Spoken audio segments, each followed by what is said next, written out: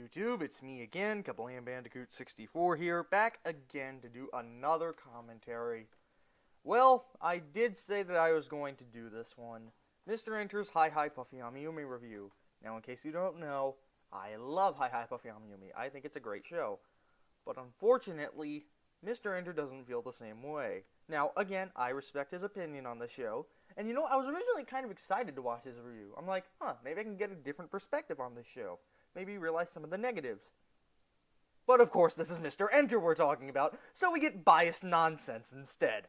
Looking at the video again, I guess it wasn't that horrible, but he still shows his ass just like he does in every other of his reviews. Gosh. Why can't this guy just get a life and actually just take cartoons without the utmost seriousness? And then there's the ending of this review. Oh boy. We're gonna have ourselves some fun talking about that. Like I said, looking back, I guess this review wasn't that horrible, especially not as how I first viewed it, but like I said, there were still some problems. Let's go over them.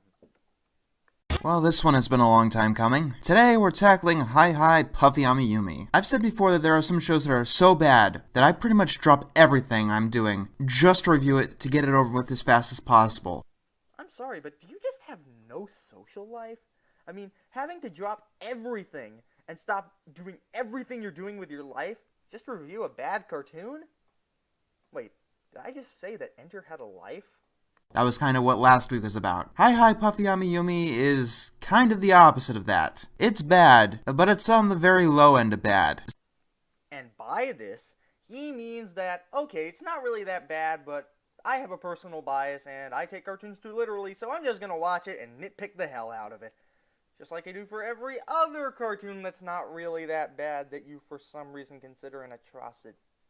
Wait a minute. Doesn't an atrocity mean that it's horribly bad? Like it's horrendous? Like it's one of the worst cartoons ever? Like atrocity. This isn't just a bad cartoon, it's an atrocity. And here you are saying that this cartoon really isn't that bad. Kind of defeats the purpose of your name, doesn't it? So, I've been sitting on this one for quite some time. Look, after King Star King and some crazy copyright problems, I just need to do something more simple. And it doesn't get any simpler than Hi Hi Puffy Amiyumi. Wait a minute. When is a cartoon being simple a bad thing? The Powerpuff Girls, Foster's Home for Imaginary Friends, Wander Over Yonder, SpongeBob SquarePants. There are a lot of great cartoons that, we'd consider simple. I mean, compared to shows like Avatar The Last Airbender or Teen Titans, shows that I personally didn't care for, but anyways, compared to those shows, they really don't have much in terms of depth and storyline and deepness. But come on, that doesn't have to be what an animated series is about, and here you are saying that it's bad for a cartoon to be simple. Wait a minute, didn't you once say that Growing Around wasn't supposed to have a super deep story arc? And here you are saying that cartoons are bad for being simple. Yep, we're definitely dealing with Mr. N-Ter. The hypocriticalness is already showing. How far are we into this review? Like, less than a minute in? Oh god, this is gonna be long. You know how in The Simpsons or Family Guy, you occasionally see badly made cartoons in the background that you're not really supposed to pay attention to? Well, if they did that for anime, what you'd see back there is Hi Hi Puffy Amiyumi. This is a particularly cheaply made show. I mean, for starters, it's one of those celebrity endorsement shows. So N-Ter's definition of a celebrity-endorsed show is that, oh, if it stars a celebrity, it's automatically bad. Seriously, he does this with so many shows. Look, I can understand that there are a lot of bad cartoons that have celebrity endorsements, but this just makes you come off as biased, really. I don't know anything about Puffy Amiyumi themselves, but I will say this. All too often it's people who don't care about watching cartoons, signing over their rights to corporate stooges who don't care about making cartoons. It just ends up being an excuse to indoctrinate younger kids into their brand. No. Hi Hi Puffy Amiyumi was nothing like that. You can clearly tell that the band of Puffy Amiyumi had serious involvement with the show. I mean, in every single episode, there were live-action snippets of the real band, and not just in concerts, the real band doing actual sketches just for this show. Look, This doesn't take a freaking detective. You can watch any episode of this show and you'll see it. So obviously, they had a helping hand in this show. This guy's just looking for complaints now. He's not trying. He's not trying at all. He's just nitpicking the hell out of this show and spewing out his own random bullshit bias. RBB. The episode I'm going to review today is about a treasure map, because this is the only one I've seen so far that actually seems to have a fucking plot. Ah yes, typical Mr. N-Ter. Every cartoon must have a super-de-duper in-depth deep plot. Didn't this guy once say that in Growing Around he doesn't want it to have a super-de-duper in-depth plot or story arc, as I should be saying? Yeah. And now he's complaining about this cartoon not having one. Needless to say also that the good episodes of SpongeBob, or at least what he considers the good episodes, and various other cartoons that he says are good cartoons, such as My Little Pony Friendship is Magic, Foster's Home for Imaginary Friends, Wander Over Yonder, Powerpuff Girls, a lot of his cartoons that he likes, they don't have the super-de-duper in-depth plots either. Oh, and I can go on. Let's see, I know he likes Animaniacs, he mentioned Class of 3000 in this review. You know, I could go on about how he's a complete hypocrite here, and how he thinks that every cartoon needs to have a super-de-duper in-depth plot, but he obviously does not care. He obviously does not care, and you know what? That's fine by me. He's already proven himself numerous times to be a hypocrite. Like My Life Me, this show tries to use and parody the conventions of anime. This time, however, it seems like it's only used to keep costs down as low as possible. As Flash took over television animation, so many cartoons at that time were looking this incredibly cheap. I see that they were at least trying for some kind of style, but it doesn't look good. It looks very minimalist, and for a gag-based cartoon like this, that wasn't the wisest option. It looks cheap. There are many frames where only mouths are moving, for instance. Okay, well, even though I personally do enjoy Hi-Hi Puffy Amumi's animation style, I can see why somebody wouldn't like it. Style in animation is very subjective, you know? I mean, he just might have found the cartoon ugly. But I would like to point out this. I've seen a lot of anime where, you know, the characters and the backgrounds and everything is just one still frame, yet the mouths are the only thing that's moving. I mean, sure, it looks pretty, but it really wouldn't be an excuse for anime either. I don't know why he's counting it as an excuse for here, but, you know, I'm sure that he just simply doesn't like that style, even if it was an anime. Strange, considering that Hi-Hi Puffy Amiyumi is an anime-inspired show, but you know, I digress, you know. He probably just wouldn't like that style for cartoons or anime, assuming that anime and cartoons are different. But anyways, you know, I'll give N-Ter this. He does make a very subjective point here. Anime can get away with that because the backgrounds look very expensive and very detailed. Excuse me. Sorry, gotta make a quick call here. Hang on. Okay, got my vintage phone. Okay, we're just gonna make a quick call. Let's see, okay. It's ringing. Hello, yes, I would like to call the Weeaboo police. We have a Weeaboo right here. See, he's clearly saying that cartoons can't get away with frames moving, where the mouths are the only thing that's moving, but anime can simply because the backgrounds look pretty. When he literally just said that cartoons can't get away with this just because potatoes, yet anime can simply because the backgrounds. Yes, I understand style is subjective, sir, but he's clearly being a hypocrite. Oh, you agree with me? Good, good. Just informing me. Okay. Alright, thank you, officer. Okay, you're a complete hypocrite. Did you know that, N-Ter? I hope you knew that. Seriously. So anime can get away with this because the backgrounds are pretty, yet cartoons can't because I don't really know why they can't, but anime can. You say that you don't really watch a lot of anime, yet you clearly watch enough to go into some in-depth analysis about the animation. It's petty bullcrap like this, N-Ter, that you have the reputation in the animation community that you do. So on to the episode. By the way, I would like to point out that we are about, let me check the time. Okay.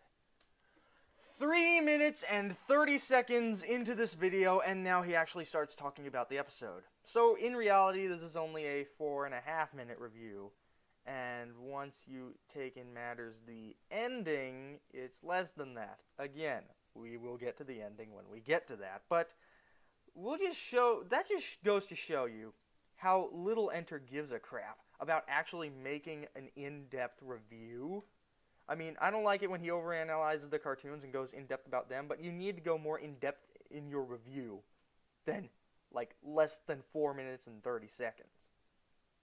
You cannot, in any good conscience, review a good cartoon or a bad cartoon in this amount of time. You can't. It doesn't matter that Hi Hype of Yami's episodes are usually 7 minutes long. You can't. So really, what I'm going to predict is we get a lot of hypocritical bias, can't forget about hypocritical bias, and, hypocritical bias. Typical flair for N-Ter reviews. Oh, boy. And by the way, the very fact that you now acknowledge that you're going to move on to the episode clearly shows you don't give a shit about managing your time. Through road rage, Kaz is hit with a piece of paper. At first, Kaz thinks it's a treasure map. Treasure map? Treasure map? Kaz, are your glasses on upside down? Well, maybe. This is the kind of humor you can expect from this show, ladies and gentlemen. I mean, they're even on backwards, not upside down. Really? The glasses aren't on in the way that they describe that? That's what you're complaining about? That? Oh, right, I forgot to mention, when I was pointing out his biased hypocrisy earlier, it can't be an interview without nitpicking, now can it? Let's take a look at that treasure map. So, it looks like a bunch of islands. And this episode looks like it takes place in the Nevada desert. Nothing about this makes any sort of sense. Yumi thinks she'll find a monkey statue and fight off mummies. I thought this was pirate treasure. Yes, because by and large, the most important thing about this episode, the key thing, is the directions and the placement of the geography on the map. Again, man, the nitpicking in this thing is huge. That must be like a big old nit on like a blanket or something, because you are sure picking the hell out of it. Diamond earrings! Ruby slippers! Silver tiaras! A 14-karat prom dress! We don't measure dresses in carats. Carats are for gold and gems, not clothing which is usually made out of fabrics. And Kaz thinks he's going to lay a golden egg. What the hell does this have to do with a pirate treasure map? Does anybody give a shit? Does anybody actually care that they messed up the way that they described the clothing? Anyone? Does that add anything to the episode? Subtract anything? Stop it with the nitpicking! This is N-Ter. He nitpicks every single little thing, doesn't he? Yep. God. Look, your Annoying Orange review was bad. Your Rocket Monkeys review was bad. But this is the crowning achievement for the nitpicking. The Rocket Monkeys was your crowning achievement for hypocrisy. But this is your nitpicking. This is a disaster. This is your nitpicking disaster. That's what it is. This whole review has been your hypocrisy and nitpicking. You've barely talked about any points against the episode. Just hypocrisy, bias, and nitpicking. I understand that my Annoying Orange commentary wasn't the best, okay? But this video, none of any YouTube commentators or any N-Ter fanboys can deny this. He's nitpicking the crap out of this cartoon. At night, each of them tries to seal the map because, of course, they do. Yes, because it's not like the map is tearing apart their friendship. It's not like the map represents greed. Seriously, N-Ter, greed can cause people to do bad things. They're turning against each other because they're greedy over that treasure map. They're looking for what's at the red X. Did you miss the entire point of the episode? Where they end up ripping it apart. As you can see, this here is a brilliant symbol for their friendship, as Ami, the nice one, steals the treasure map, and leaves the other two in the dust. And yes, they even say a line where it implies that they're fully aware that this is outside of Ami's character. I'm not sharing squat. What? Can't a girl be sweet and greedy? to steal a map from under her friend's nose and being completely selfish and inconsiderate about treasure. It's slightly believable for Yumi, but the only one who would usually be doing this kind of stuff is Kaz. I have seen way too many episodes of this show. First of all, yes, Ami. Yes. That line perfectly represents a lot of women. Okay? Yes, they can be sweet on the outside, salty and crackly on the inside. But anyways, that was my phone. But anyways, really, N-Ter? Like, really? It's obvious that the greed is making them do stupid things that they would not normally do. They're acting out of character because the treasure map is causing them to do stupid things. How could you not get this? This is sad, honestly. Well, I'm honestly enjoying it, so I guess it's not sad. But seriously, how could you not get this? So we have a montage. This apparently leads them all over the world. The treasure map looks nothing like the world, by the way. Because every cartoon has to be geographically realistic. You know, if I had to guess which class N-Ter did well in, I'd probably say geography.